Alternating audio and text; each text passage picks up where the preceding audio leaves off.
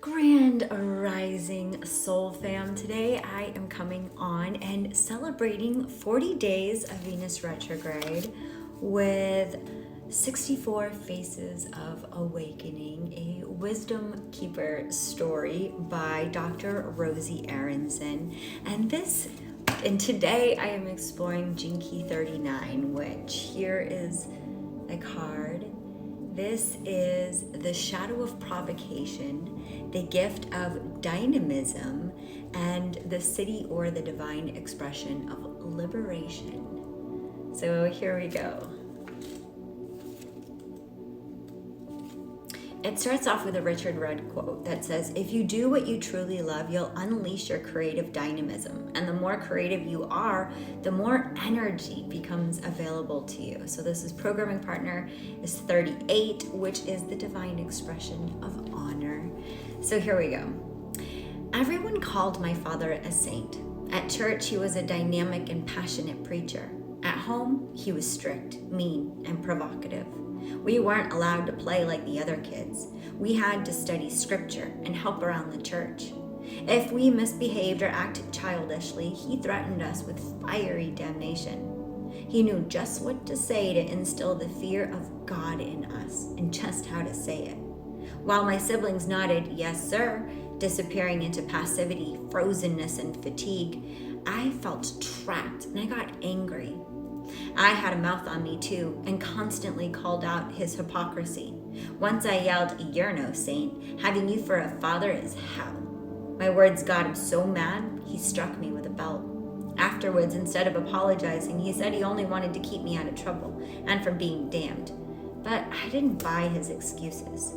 When I left home, I promised I'd never be anything like him. As I became a man, I used the sharpness of my tongue to criticize his religion, to defend my choices, the way I lived and loved. For years, though we never saw each other, I was wrapped up in a massive power struggle with my father. Then came the call. My father was dying. It was time to say my goodbyes. I walked into his bedroom and there he was, so small and helpless, and not at all the man I'd been so busy fighting. Unable to speak, he just looked up at me and smiled. For the first time in my life, I saw the child in him that was never allowed to play. I saw his love, his sorrow for how he treated me, his desire to keep me safe from the pain he'd experienced. I was overcome with love for the man. For the next miraculous 39 days, I never left his side. I read stories to him, played games with him, and even sang songs to him. And we laughed. When I sang his favorite gospel song, one I hardly knew I remembered, he drifted off peacefully to sleep. The day my father died was the day I welcomed back the fire of creativity and passion into my soul. Today, I am the preacher with the blessed job of instilling in people not the fear of God, the love of God. In my church, all are welcome. Heaven is experienced right here on earth. My Father's Spirit speaks straight out of my heart, and together our words set people free. My gift to you.